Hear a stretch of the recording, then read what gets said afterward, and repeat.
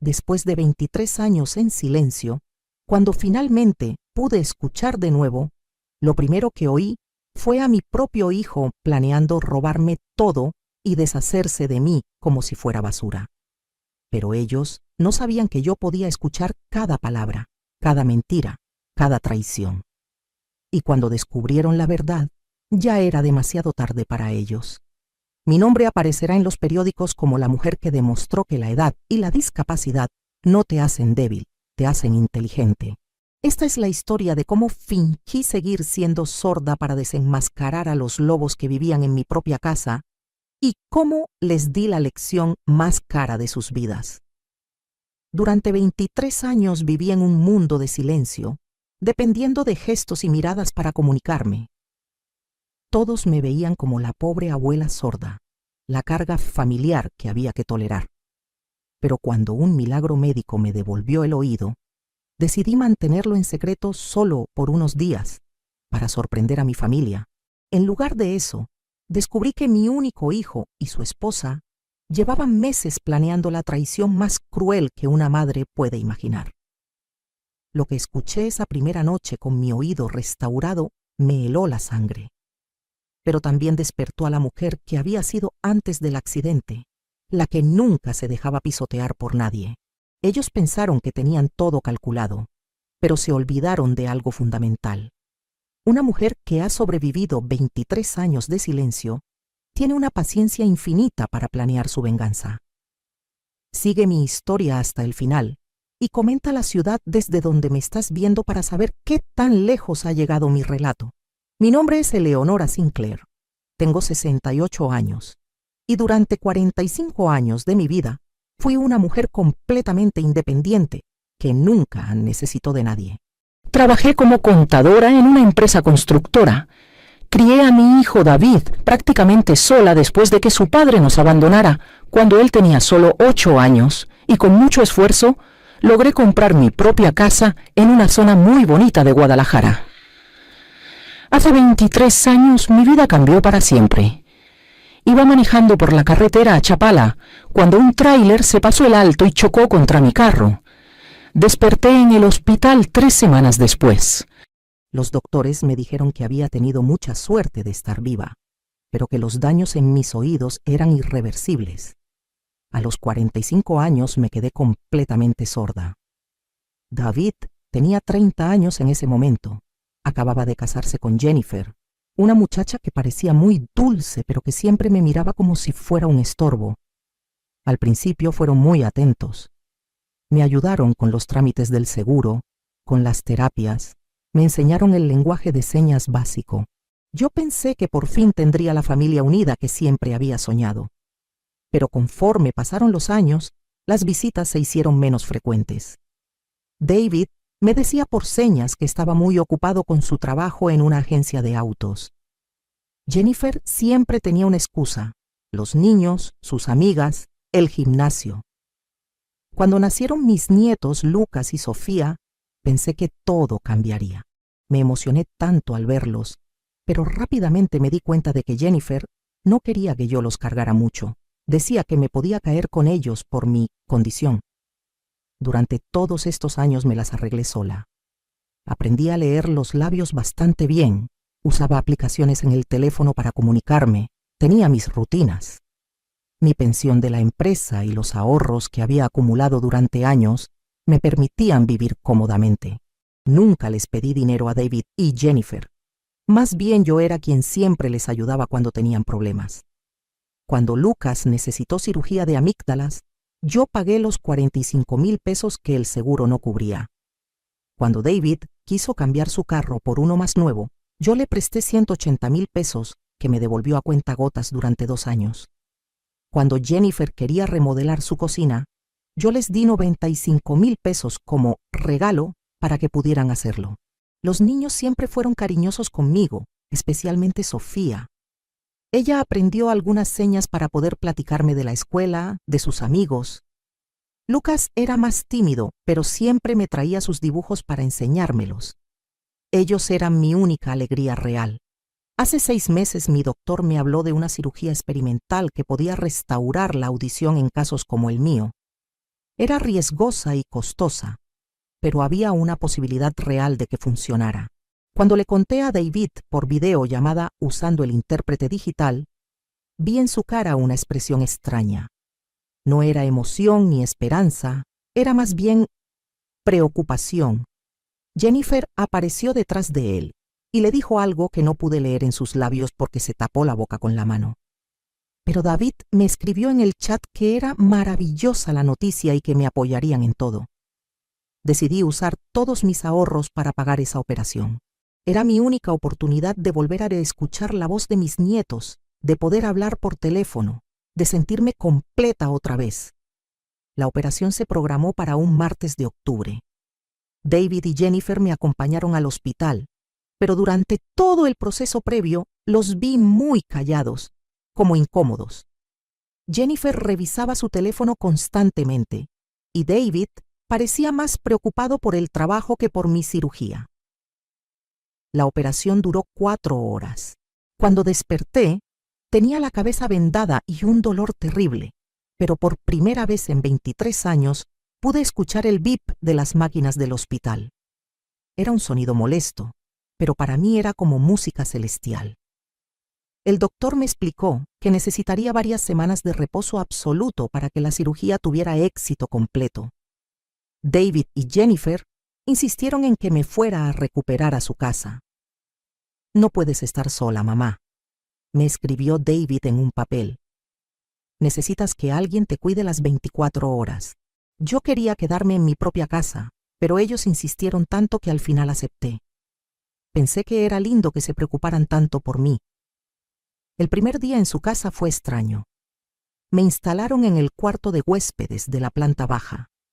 Jennifer me trajo comida y David revisaba mis medicamentos. Pero algo se sentía diferente. Los veía cuchichear entre ellos constantemente, y cuando yo me acercaba, dejaban de hablar inmediatamente. Lo que ellos no sabían es que mi audición ya estaba regresando gradualmente. Los primeros sonidos eran confusos, como si estuviera bajo el agua, pero cada día mejoraba un poco más. El doctor me había advertido que esto podía pasar, que la recuperación sería progresiva. Decidí no decirles nada todavía, porque quería darles una sorpresa cuando estuviera completamente bien. El tercer día fue cuando escuché la primera conversación que me cambió la vida para siempre. Estaba supuestamente dormida en mi cuarto cuando oí a David y Jennifer hablando en la cocina. Sus voces se escuchaban lejanas pero claras. «No aguanto más tenerla aquí», decía Jennifer con un tono que nunca había imaginado que pudiera usar para hablar de mí. «Huele raro, deja todo sucio, y los niños ya se están acostumbrando a verla como si fuera normal que viva con nosotros». «Solo va a ser un mes más», respondía David. «Después podemos decirle que necesita más cuidados y buscarle un lugar». «¿Un lugar?», repetía Jennifer con sarcasmo. «¿Te refieres a un asilo? Porque eso es lo que necesita. Ya está muy grande y muy achacosa para vivir sola». Me quedé helada en esa cama. ¿Achacosa? ¿Asilo? Yo que siempre había sido independiente, que manejaba mis propias finanzas, que mantenía mi casa impecable. El problema, continuó David, es que ella siempre ha sido muy terca con su dinero. Nunca nos ha querido dar acceso a sus cuentas ni nada. «Pues tendrá que hacerlo», dijo Jennifer. «Con la excusa de la operación y su edad, podemos convencer a un juez de que necesita un tutor. Tú eres su único hijo, sería lo natural». Tutor. La palabra me dio náuseas. Estaban hablando de quitarme mi capacidad legal, como si fuera una persona con demencia. «Su casa vale como 2 millones de pesos», siguió David. «Y tiene que tener por lo menos otros 500,000 en el banco. Con eso podríamos resolver todos nuestros problemas y pagar la universidad privada de los niños», añadió Jennifer. «Imagínate, con ese dinero Lucas podría estudiar medicina como siempre ha querido». Durante los siguientes días, seguí fingiendo que no podía oír, pero mi audición mejoraba cada vez más. Y cada conversación que escuchaba era peor que la anterior. Oí a Jennifer hablarle por teléfono a una amiga. «Ay, Carla, no sabes lo que estoy sufriendo. Tengo a mi suegra viviendo aquí y es un martirio. No se baña bien, se orina un poquito cuando tose y pretende que la tratemos como si fuera la reina de la casa. Pero David dice que tenemos que aguantarla hasta que podamos meterla a un asilo. Una tarde escuché a David hablando con alguien que parecía ser un abogado. Necesito información sobre cómo obtener la tutela de una persona mayor. Mi mamá está sorda y creo que está empezando a tener problemas de memoria también. No puede seguir viviendo sola. Problemas de memoria. Esa era una mentira descarada. Mi mente estaba perfectamente clara. Siempre había sido muy buena con los números y las fechas. Pero lo que más me dolió fue una conversación que tuvieron una noche cuando pensaban que yo estaba profundamente dormida por los medicamentos. ¿Te acuerdas cuando éramos novios y me decías que cuando tu mamá se muriera íbamos a poder viajar por el mundo con su herencia? Le preguntaba Jennifer a David. Sí, pero la maldita no se quiere morir, respondía David riéndose. Ya tiene 68 años y sigue fuerte como un toro. Puede vivir otros 20 años fácilmente. Pues entonces la internamos y que viva su vejez allá. Nosotros ya hemos sacrificado suficiente cuidándola. ¿Sacrificado? ¿Cuidándome? Si yo era la que siempre les daba dinero, la que nunca les pedía nada, la que se había quedado con las ganas de viajar para poder ayudarlos a ellos. Ya hablé con mi prima Rocío, continuó Jennifer. Ella trabajó en un asilo en Tijuana y me dijo que hay lugares donde por 15,000 pesos al mes mantienen a los viejitos callados y controlados. Con la casa vendida, tendríamos dinero para pagarle su lugar por años y aún nos sobraría muchísimo. Y lo mejor, añadió David, es que como oficialmente estaría bajo mi tutela, yo sería el que administraría su dinero. Podría darle una mensualidad pequeñita para sus gastos personales y el resto invertirlo para nosotros. Esa noche lloré en silencio, como no había llorado desde el día del accidente. No podía creer que mi propio hijo, el bebé al que había criado sola, al que había dado todo mi amor y mis recursos, fuera capaz de planear algo tan cruel conmigo. Pero lo que ellos no sabían era que durante 23 años de sordera había aprendido a observar, a planear, a ser muy paciente. Y ahora que podía escuchar otra vez, tenía una ventaja que ellos nunca sospecharon que podría tener. Al quinto día de estar en su casa, mi audición ya había regresado casi por completo.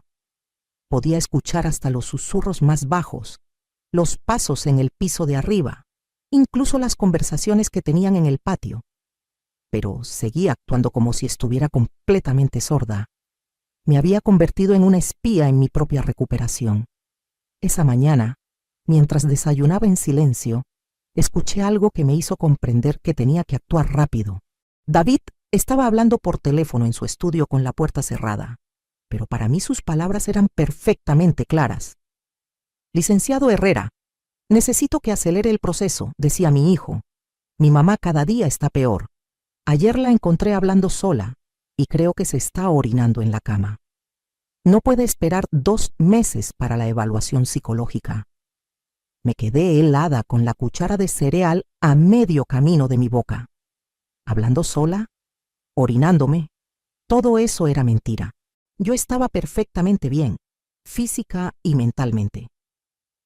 Sí, entiendo que necesita un psiquiatra que certifique su incapacidad, continuaba David. ¿Usted conoce alguno que sea comprensivo con la situación? Es que realmente urge internarla antes de que se haga daño o nos haga daño a nosotros. ¿Hacerles daño? Yo que ni siquiera levantaba la voz, que había sido la mujer más paciente del mundo durante 23 años. Perfecto, entonces el martes que viene.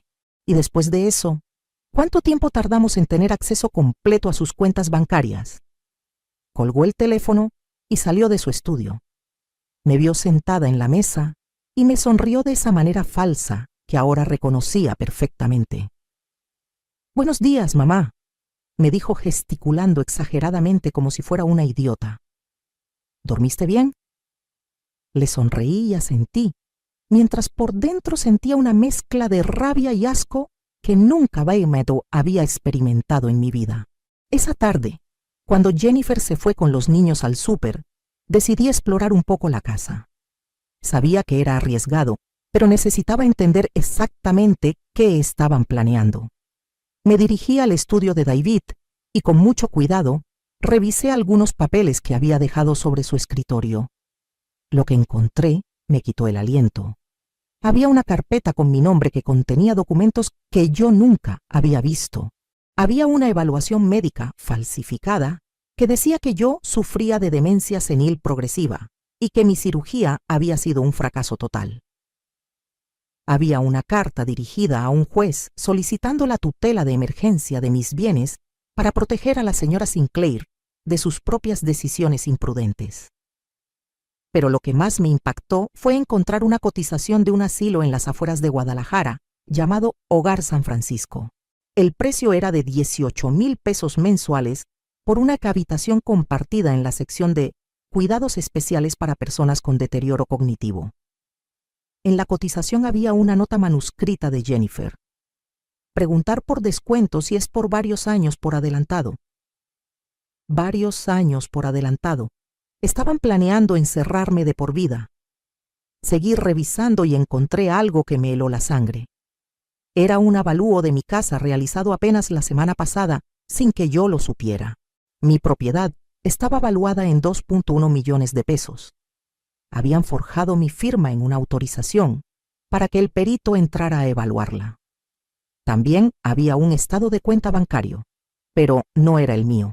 Era uno nuevo, a nombre de David, con el título Cuenta fiduciaria para Eleonora Sinclair. Ya habían abierto una cuenta donde pensaban depositar mi dinero una vez que obtuvieran la tutela. En ese momento algo cambió dentro de mí. Durante 23 años había sido la mujer paciente, la que todo lo aguantaba, la que siempre ponía a la familia primero. Pero esa mujer había muerto en ese accidente hace tanto tiempo. La que estaba aquí ahora era una sobreviviente, una luchadora, y no iba a permitir que nadie, ni siquiera mi propio hijo, me robara mi dignidad y mi futuro. Fotografié todos los documentos con mi celular. Tenía que actuar con inteligencia, no con emociones. Durante años de sordera había aprendido a comunicarme por escrito, a documentar todo, a ser meticulosa con los detalles. Esas habilidades ahora serían mi arma secreta. Cuando David regresó del trabajo esa tarde, me encontró viendo televisión en la sala, actuando como siempre. Me saludó con su sonrisa falsa y se fue a bañar. Aproveché para escuchar su conversación telefónica con Jennifer. Ya está todo listo para el martes, le decía. El psiquiatra va a venir aquí a la casa para evaluarla. Le expliqué la situación y me dijo que no habría problema en certificar que necesita cuidados especializados. ¿Y qué pasó con el avalúo de la casa?, preguntaba Jennifer. Perfecto, ya tenemos el documento oficial. La casa vale más de lo que pensábamos. Una vez que tengamos la tutela, podemos ponerla en venta inmediatamente. ¿Y ella no sospecha nada? ¿Cómo va a sospechar? No puede oír nada de lo que decimos, y además está tan medicada por las noches que duerme como un tronco, mediada por las noches. Eso explicaba por qué me sentía tan adormilada después de la cena. Jennifer le estaba poniendo algo a mi comida. Esa noche, cuando me trajeron la cena y el vaso de leche de siempre, fingí tomármelo todo. Pero en cuanto se fueron, corrí al baño y lo vomité. No iba a permitir que me drogaran ni un día más. Me quedé despierta toda la noche planeando. Tenía 3 días antes de la evaluación psicológica falsa. 3 días para convertirme de víctima en cazadora. Durante 23 años había sido subestimada por todo el mundo. Ahora esa iba a ser exactamente mi ventaja. Lo que David y Jennifer no sabían era que yo no era solamente una contadora jubilada. Durante mis 20 años de trabajo, había manejado las finanzas de una empresa de construcción que trabajaba con contratos del gobierno. Conocía a abogados, auditores, investigadores privados. Tenía contactos que ellos ni siquiera imaginaban. Y lo más importante, tenía dinero.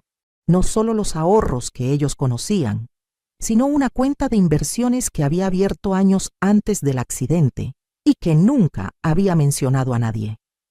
Una cuenta que tenía más de 800,000 pesos que habían crecido durante todos estos años.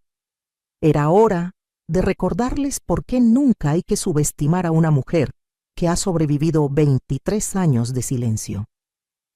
A la mañana siguiente, desperté antes del amanecer.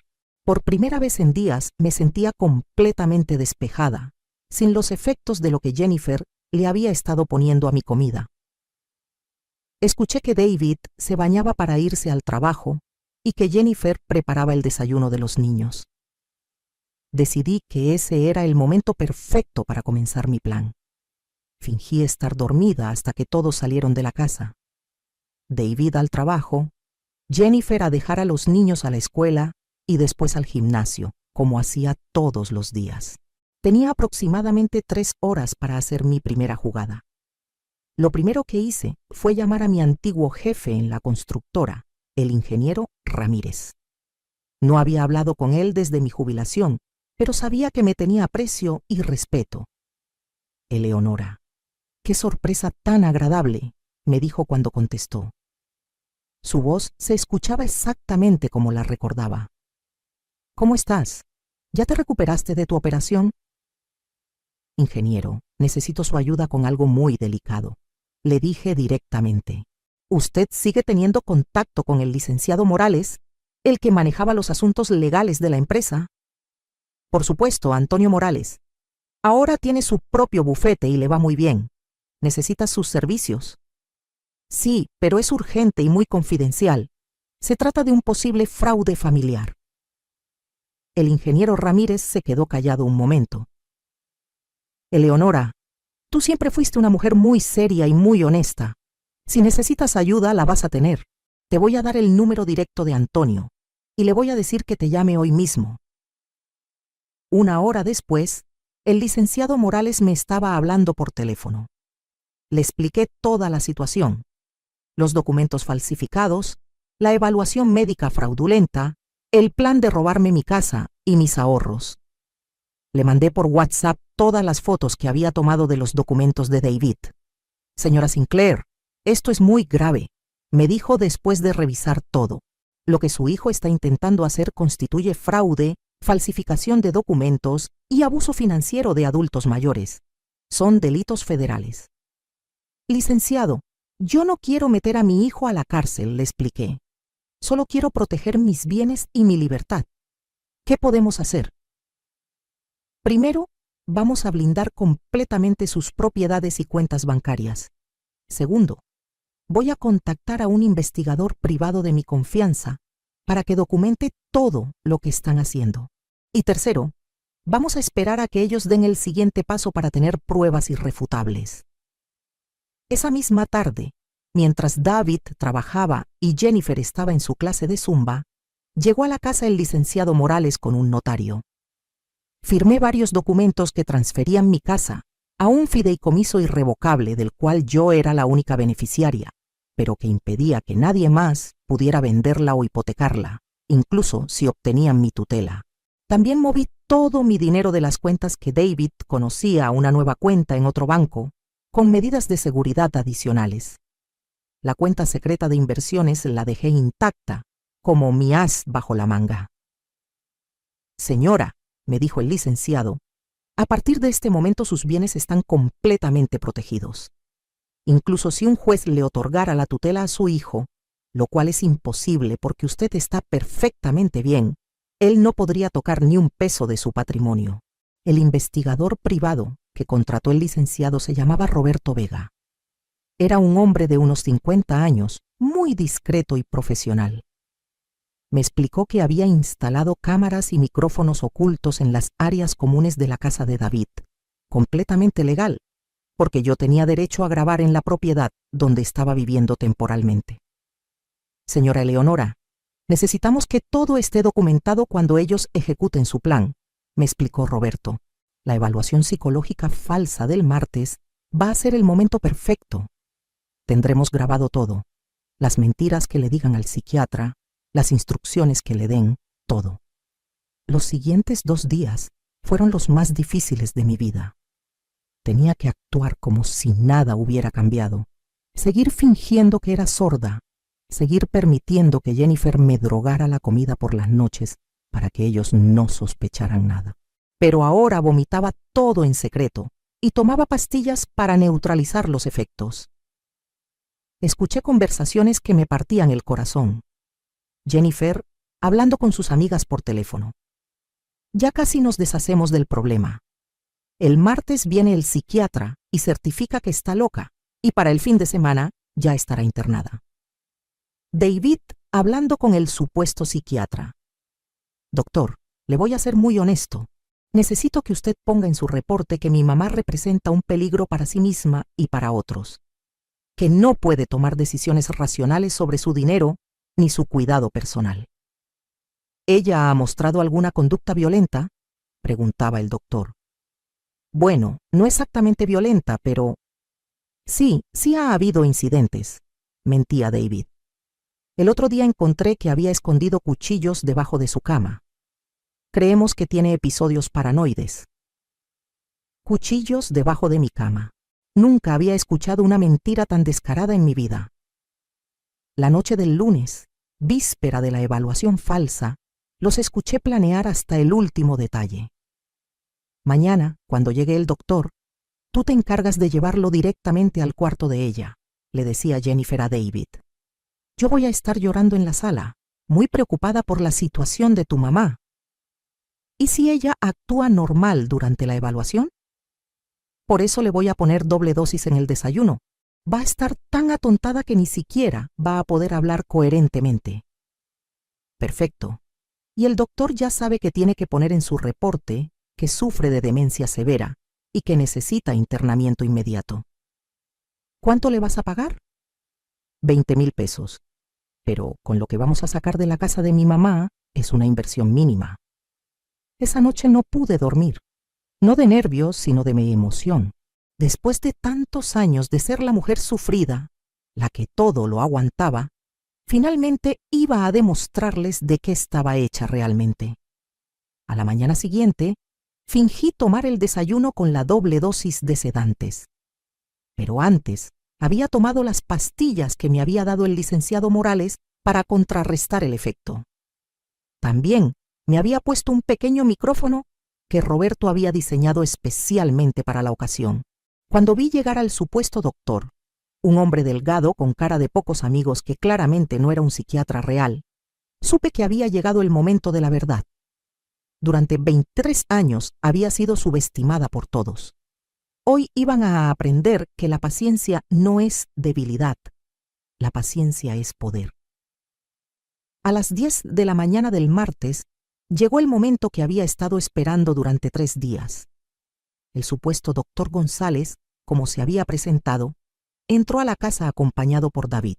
Yo estaba sentada en la sala, actuando como si estuviera adormilada por los medicamentos que supuestamente había tomado en el desayuno. Doctor, como le expliqué por teléfono, mi mamá ha tenido un deterioro muy rápido desde su operación, decía David, con una cara de preocupación que hubiera ganado un Oscar. Algunos días ni siquiera nos reconoce. Jennifer apareció desde la cocina con los ojos rojos, como si hubiera estado llorando. Doctor, nosotros ya no sabemos qué hacer. Anoche la encontramos intentando salirse de la casa en pijama. Decía que unos ladrones iban a venir por ella. ¿Ladrones? ¡Qué ironía tan perfecta! El doctor González me miró de arriba abajo con desprecio. Era un hombre de unos 60 años, con pinta de alcohólico y claramente necesitado de dinero. Señora Sinclair, ¿me puede decir qué día es hoy? Me hice la confundida, mirándolo con cara de no entender.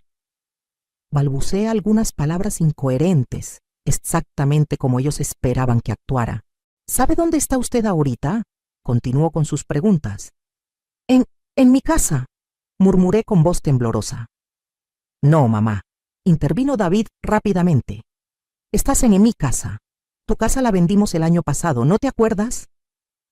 Esa era una mentira completa, pero el doctor González anotó todo en su libreta como si fuera verdad. Señora, ¿Me puede decir cuánto dinero tiene en el banco?, preguntó el doctor. No sé, susurré. David se encarga de todo eso. Exactamente, añadió David. Hace meses que ella no puede manejar sus finanzas. Le hemos tenido que quitar las tarjetas porque se gastaba el dinero en cosas sin sentido. Jennifer se acercó al doctor y le dijo en voz baja, pero que yo podía escuchar perfectamente: Doctor, anoche intentó prender la estufa para cocinar y se olvidó. Casi provocamos un incendio. Ya no es seguro que esté en una casa. Durante 20 minutos más continuó esa farsa. El doctor González hacía preguntas básicas y David y Jennifer inventaban respuestas y situaciones que nunca habían pasado. Según ellos, yo me perdía en el baño, confundía a los nietos con extraños, escondía comida podrida en mi cuarto y hablaba con personas que no existían. Muy bien, dijo finalmente el doctor González. He visto suficiente. Señor Vázquez, su madre definitivamente necesita cuidados especializados las 24 horas.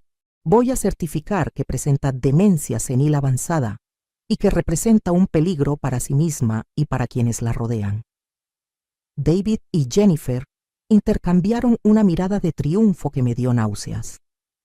¿Qué tan rápido podemos proceder con el internamiento?, preguntó Jennifer.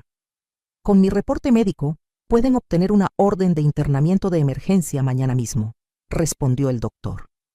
Tengo contactos en el juzgado que pueden acelerar el proceso. Perfecto, dijo David, y después de eso, ¿cuánto tardamos en obtener la tutela completa de sus bienes? 1 semana, máximo 2. Con mi certificación y el internamiento, cualquier juez va a autorizar que usted administre completamente las finanzas de su madre. En ese momento, decidí que ya había escuchado suficiente. Me levanté lentamente de mi silla, como si fuera una anciana frágil y confundida. Los tres me miraron con condescendencia. ¿A dónde vas, mamá?, me preguntó David con voz melosa. Al baño, murmuré, pero en lugar de ir al baño, caminé directamente hacia la puerta principal y la abrí. Roberto Vega estaba esperando afuera, exactamente como habíamos planeado. Detrás de él venía el licenciado Morales y, para mi sorpresa, 2 policías judiciales. Buenos días, dijo Roberto entrando a la casa. Soy el investigador privado Roberto Vega y tengo una orden judicial para revisar esta propiedad por presunto fraude y falsificación de documentos. La cara de David se puso completamente blanca. Jennifer dejó escapar un gritito de terror. Pero lo más divertido fue ver al doctor González intentando salir corriendo hacia la puerta trasera, donde se encontró con el segundo policía. Un momento, balbuceó David. ¿De qué están hablando? ¿Cuál fraude? Fue entonces cuando decidí que había llegado mi momento. Me enderecé completamente, dejé de actuar como una anciana confundida y los miré directamente a los ojos. El fraude, David, es todo lo que han estado planeando durante estas últimas semanas, dije con voz clara y firme. El silencio que siguió fue ensordecedor. David y Jennifer me miraban como si hubieran visto un fantasma. Mamá, ¿puedes oír?, tartamudeó David. Puedo oír perfectamente bien desde hace una semana, respondí. Mi cirugía fue un éxito completo. Lo que no fue exitoso fue su plan de robarme toda mi vida. Jennifer se desplomó en el sofá. No, esto no puede estar pasando. Oh, sí está pasando, continué. He escuchado cada conversación, cada mentira, cada plan cruel que han tenido contra mí. El asilo de 18,000 pesos mensuales, la venta de mi casa, la cuenta bancaria falsa que abrieron para robar mi dinero. El licenciado Morales se acercó con una grabadora en la mano. Señores, todo lo que han dicho en esta casa durante los últimos 3 días ha sido grabado legalmente. Tenemos evidencia completa de su conspiración para cometer fraude, falsificación de documentos médicos y abuso financiero de adultos mayores. Además, añadió Roberto, el supuesto doctor González aquí presente no es psiquiatra. Es un contador quebrado con antecedentes penales por falsificación de documentos. Esta es la tercera vez que lo arrestamos por el mismo delito. David intentó acercarse a mí. Mamá, puedo explicarte todo. No es lo que parece. No te atrevas a llamarme mamá. Le grité con una furia que llevaba 23 años conteniendo. Una madre sacrifica todo por sus hijos. Yo trabajé doble turno durante años para darte una buena educación. Te pagué la universidad, tu primer carro, el enganche de tu casa. Cuando Jennifer quería su boda de princesa, yo pagué 150,000 pesos para que fuera perfecta. Las lágrimas comenzaron a rodarme por las mejillas, pero no eran lágrimas de tristeza, eran lágrimas de liberación. Durante 23 años de sordera nunca les pedí nada. Viví sola, me mantuve sola, y aún así siempre estaba ahí cuando necesitaban dinero. ¿Y así me pagan? ¿Planeando robarme todo y encerrarme en un asilo como si fuera basura? Jennifer intentó hablar. Eleonora, nosotros nunca. Cállate, le grité. He escuchado cada palabra que has dicho sobre mí, que huelo mal, que soy un estorbo, que no te dejo vivir tu vida. Pues felicidades, Jennifer. Ahora vas a poder vivir tu vida sin mi dinero, manteniéndolos. El licenciado Morales se acercó a David con unos documentos. Señor Vázquez, está usted arrestado por conspiración para cometer fraude, falsificación de documentos oficiales e intento de abuso financiero. Tiene derecho a permanecer callado. Mientras los policías les ponían las esposas, David me miró con una expresión que nunca había visto en sus ojos. No era arrepentimiento, era odio puro. Todo esto por dinero, mamá. Al final todo fue por dinero. Pudiste habernos ayudado por las buenas, pero preferiste esto. No, David, le respondí mientras se lo llevaban. Esto no es por dinero. Esto es por dignidad. Algo que claramente tú nunca entendiste. Cuando finalmente se llevaron a los tres, me quedé sola en esa casa que durante una semana había sido mi prisión. Pero ahora se sentía como el lugar de mi liberación. Roberto se acercó a mí. Señora Eleonora, ¿está usted bien? Estoy perfecta, le respondí. Por primera vez en 23 años, estoy perfecta. 3 meses después de ese día que cambió mi vida para siempre, estoy sentada en la terraza de mi propia casa, la casa que por poco pierdo, tomando mi café matutino mientras escucho el canto de los pájaros. Es increíble cómo los sonidos más simples pueden llenarte de tanta alegría cuando has vivido 23 años sin ellos. David y Jennifer están enfrentando cargos criminales. El proceso legal aún continúa, pero el licenciado Morales me dice que muy probablemente van a pasar varios años en prisión. El falso doctor González ya fue sentenciado a 5 años por falsificación de documentos y fraude. Era la 4ª vez que lo arrestaban por el mismo tipo de delitos. Lo más triste de todo esto no es la traición de mi hijo, aunque eso me duele profundamente. Lo más triste es que Jennifer convenció a David de que me alejara de mis nietos. Durante estas semanas no he podido ver a Lucas ni a Sofía. Están viviendo temporalmente con la mamá de Jennifer mientras se resuelve el caso legal. Pero ayer recibí la mejor noticia de mi vida.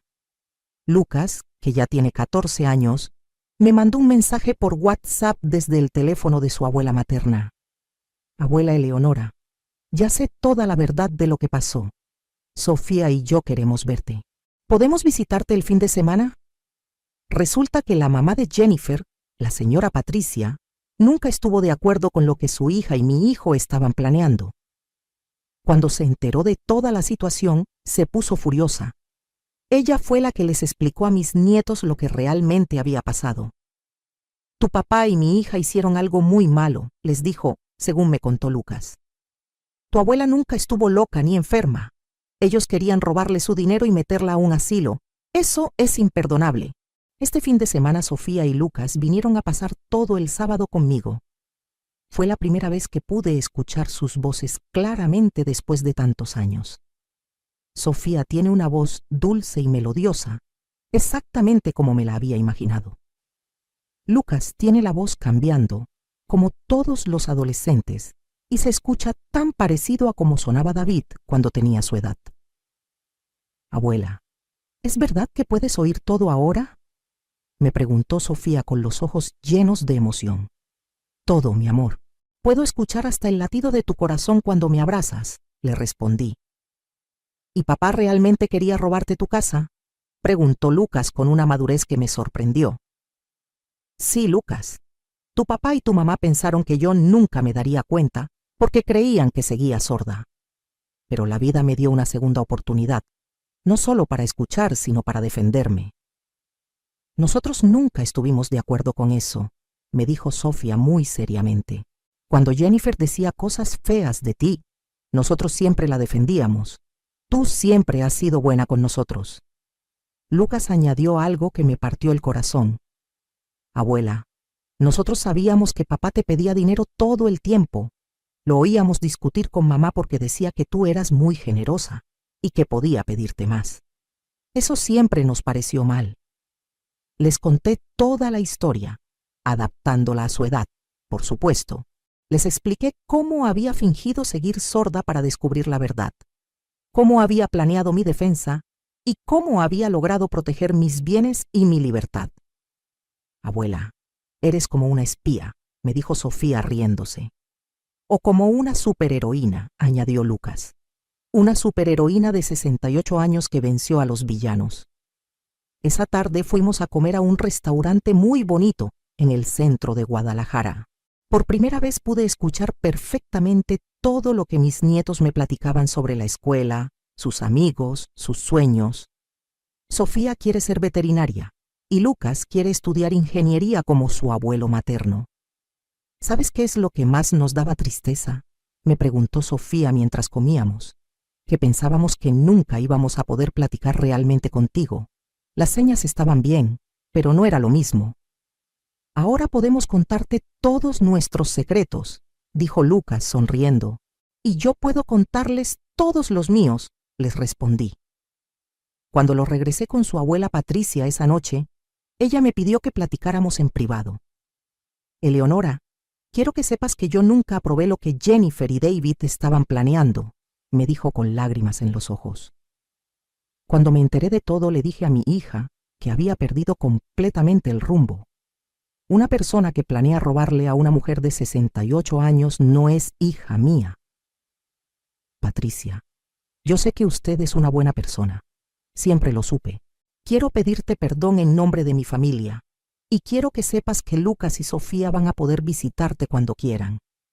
Ellos te adoran y tienen derecho a tener una relación con su abuela.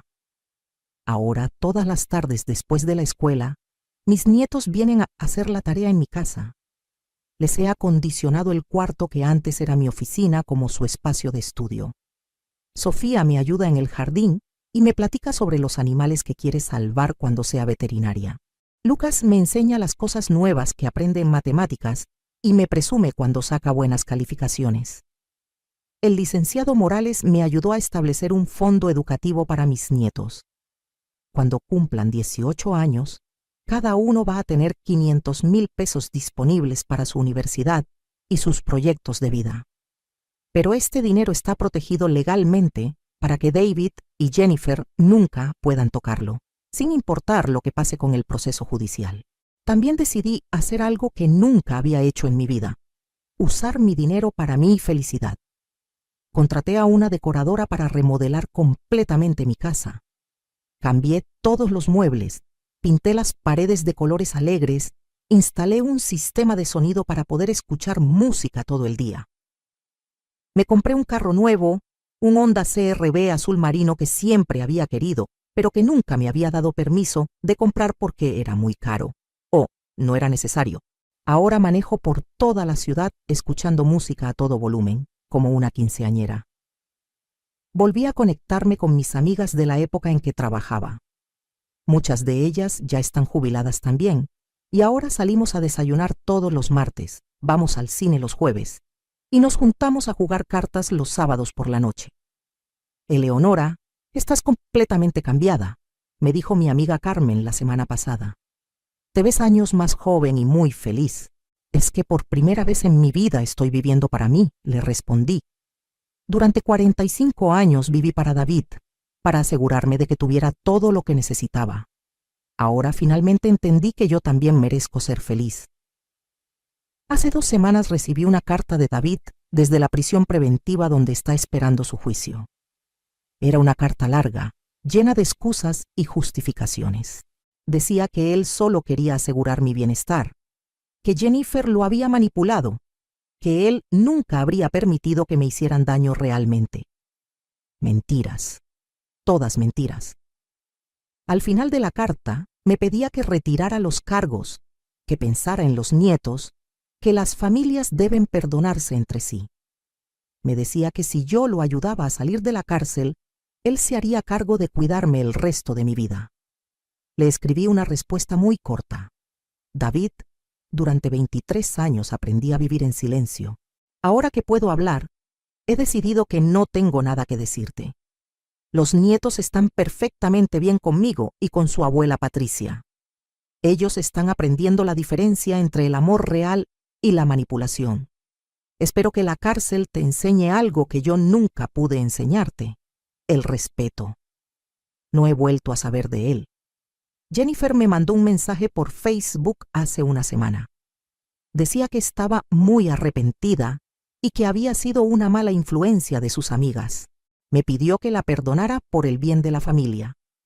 Le respondí muy simple: Jennifer, la familia eres tú, David y sus consecuencias. Yo soy una mujer libre. Anteayer cumplí 69 años. Mis nietos me organizaron una fiesta sorpresa en mi casa, con la ayuda de la señora Patricia y de mis amigas. Fue la celebración más bonita de mi vida. No solo porque pude escuchar perfectamente las mañanitas que me cantaron, sino porque por primera vez estaba rodeada únicamente de personas que me quieren de verdad. Sofía me regaló un collar que ella misma hizo con chaquiras de colores. Para que siempre te acuerdes de que eres la abuela más valiente del mundo, me dijo. Lucas me regaló un libro que él escribió a mano sobre la historia de mi abuela superhéroe. En la portada había dibujado a una señora con capa y máscara, pero con mi cara. En la contraportada escribió: dedicado a la mujer que me enseñó que nunca es tarde para defenderte. Esa noche, después de que todos se fueron, me quedé sentada en mi jardín escuchando el silencio de la noche. Pero ya no era el silencio forzado de la sordera, era el silencio elegido de la paz. Durante 23 años creí que había perdido algo muy importante cuando perdí mi audición. Ahora me doy cuenta de que lo que realmente perdí durante todos esos años fue mi voz. No la voz para hablar, sino la voz para defenderme, para decir no, para poner límites. La sordera me enseñó a observar, a ser paciente, a planear cuidadosamente. Cuando recuperé la audición, también recuperé mi poder, pero esta vez era un poder diferente. No era el poder de la mujer que todo lo aguanta, sino el poder de la mujer que sabe exactamente lo que vale y no permite que nadie la pisotee. Si estás escuchando esta historia y te sientes identificada, si tienes hijos ingratos que te ven como un cajero automático, si tienes familiares que te hacen sentir como una carga, quiero decirte algo muy importante. Nunca es tarde para defenderte. Nunca eres demasiado mayor para reclamar tu dignidad. Nunca es demasiado tarde para vivir tu vida en tus propios términos.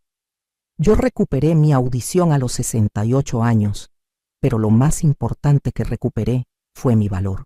Si yo pude hacerlo después de 23 años de silencio, tú también puedes hacerlo.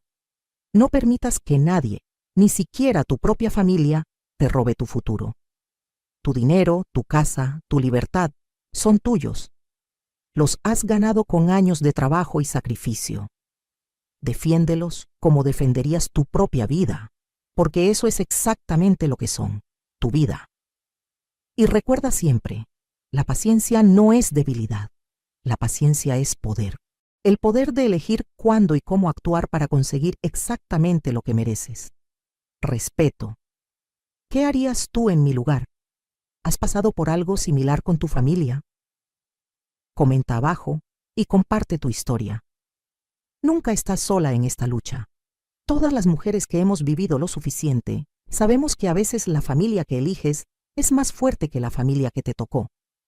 Y si conoces a alguien que está pasando por una situación parecida, compártele esta historia.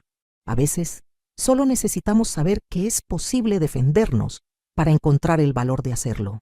Soy Eleonora Sinclair, tengo 69 años, y esta es la historia de cómo el silencio me enseñó a rugir.